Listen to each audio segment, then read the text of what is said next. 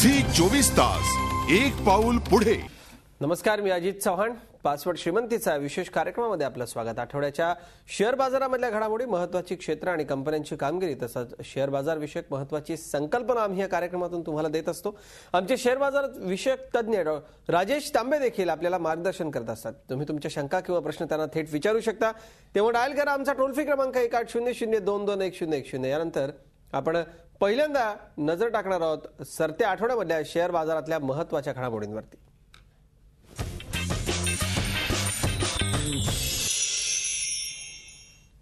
संमिश्र प्रतिसादामुळे आठवड्यात वरखाली हलकवणाऱ्या बाजाराचा एकूण प्रभाव अखेरीस स्थिर होता. युरोझोन कर्ज संकट काहीसं निवळलं, त्यामुळे भारतामधल्या राजकीय अस्थिरतेमुळे शेअर बाजारात काहीसं चिंतेचं वातावरण होतं.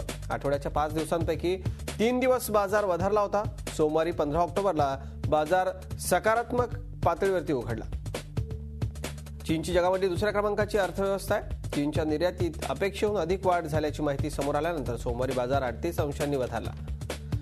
मंगळवारी 16 ऑक्टोबरला सोनियांचे जावई रॉबर्ट वढेरा आणि डीएलएफच्या संबंधांबाबत उडालेल्या राजकीय आरोप प्रत्यारोपांच्या फैरीमुळे बाजारात निराशाजनक वातावरण होतं. त्यामुळे मंगळवारी बाजारात 135 अंशांची घसरण पाहायला मिळाली. मात्र बुधवारी 17 ऑक्टोबरला बाजार किंचित 33 अंशांनी वधारला.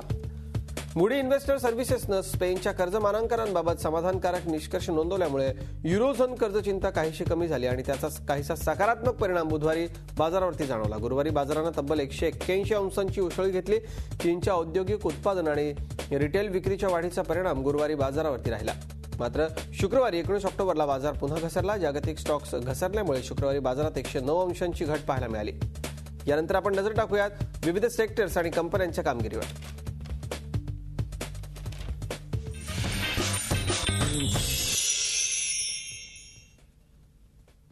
तर मुंबई शेअर बाजारामधल्या प्रमुख 13 सेक्टर्सपैकी 4 सेक्टर्सचे स्टॉक वधारले होते तर 9 सेक्टर्सचे स्टॉक्स घसरले होते. बँका, कन्झ्युमर ड्युरेबल्स, एफएमसीजी, टेक के हे सेक्टर्स वधारले होते. तर auto, capital goods, healthcare, IT, metal, oil industry, gas, power, सार्वजनिक क्षेत्रातल्या कंपन्या आणि रियालिटी हे सेक्टर्स घसरले होते. पहिल्यांदा आपण नजर टाकूयात ऑटो सेक्टरवरती. ऑटो सेक्टरमध्ये सर्वसाधारणतः मंदी होती. महिंद्रा आणि महिंद्रा तसंच टाटा मोटर्स या प्रमुख ऑटो कंपन्यांचे स्टॉक्स घसरले होते. मारुती सुझुकीनं सरत्या आठवड्यामध्ये ऑल्टो कारचं नवं मॉडेल बाजारात आणलं, पण मारुतीच्या स्टॉक्समध्ये देखील घट पाहायला मिळाली. मात्र हिरो मोटोकॉर्प आणि बजाज ऑटोच्या सेन्सेक्स स्टॉक्समध्ये वाढ पाहायला मिळाली. मेटल स्टॉकमध्ये मोठी घसरण पाहायला मिळाली. टाटा स्टील, जिंदाल, हिंडाल्को आणि स्टरलाइट या प्रमुख मेटल कंपन्यांचे स्टॉक्स घसरले होते. सेन्सेक्स पॅकच्या प्रमुख 30 स्टॉक्सपैकी 20 स्टॉक्स घसरले होते तर 10 स्टॉक्स वधारले होते. सेन्सेक्स पॅकपैकी घसरणाऱ्या कंपन्यांच्या यादीमध्ये गेल अव्वल स्थानी होती. सोनियांचे जावई रॉबर्ट वढेरा आणि रिअलिटी क्षेत्रातली प्रमुख कंपनी डीएलएफ मधल्या कथित गैरव्यवहारांच्या आरोपांमुळे डीएलएफच्या स्टॉक्समध्ये मोठी घट पाहायला मिळाली. हेवीवेट रिलायन्स इंडस्ट्रीजचे स्टॉक्स देखील घसरले होते. यानंतर आपण समजावून घेऊयात शेअर बाजाराशी संबंधित महत्त्वाची आणि मूलभूत संकल्पना.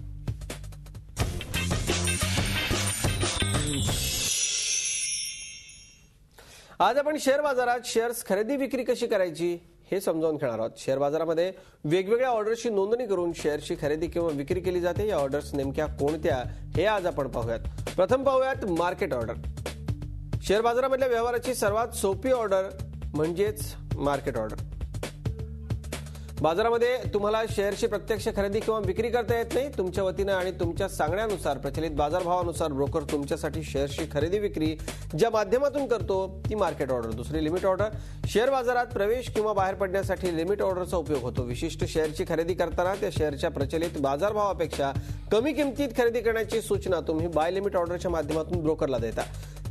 तर या उलट विक्री करताना प्रचलित बाजारभावापेक्षा जास्त किंमत विक्री करण्याची सूचना तुम्ही ब्रोकरला सेल लिमिट ऑर्डरच्या माध्यमातून देतात. हा तिसरा प्रकार आहे स्टॉप लॉस ऑर्डर. घसरत जाणाऱ्या शेअर्सची जोखीम टाळण्यासाठी अधिक तोटा होऊ नये म्हणून ठराविक किमतीच्या बंधनांची मर्यादा स्टॉप लॉस ऑर्डरमध्ये घेतली जाते. समजा तुमच्या 100 रुपयांच्या शेअरवरती तुम्ही 10% अधिक तोटा होऊ नये असं ठरवलं तर शेअरची स्टॉप लॉस ऑर्डर जी आहे ती 90 रुपये होईल. या उपर शेअरची किंमत गेली तर तुम्हालाच फायदा होईल. मात्र त्याखाली म्हणजे 90 रुपयांच्या खाली किंमत गेली तर या स्टॉप लॉस ऑर्डरचं रूपांतर प्रचलित बाजारभावात म्हणजेच मार्केट ऑर्डरमध्ये होतं आणि तोट्याची जोखीम टाळली जाते. चौथा प्रकार stop limit order. Stop loss आणि स्टॉप लिमिट ऑर्डरचं मिश्रण म्हणजे स्टॉप लिमिट ऑर्डर. यानंतर आपण एक छोटासा ब्रेक घेणार आहोत आणि ब्रेक नंतर संवाद साधणार आहोत आमचे तज्ज्ञ राजेश तांबे यांच्याशी. तुम्ही तुमच्या शंका आणि प्रश्न त्यांना थेट विचारू शकता. तेव्हा डायल करा आमचा टोल फ्री क्रमांक 1800 221010. झी 24 तास एक पाऊल पुढे.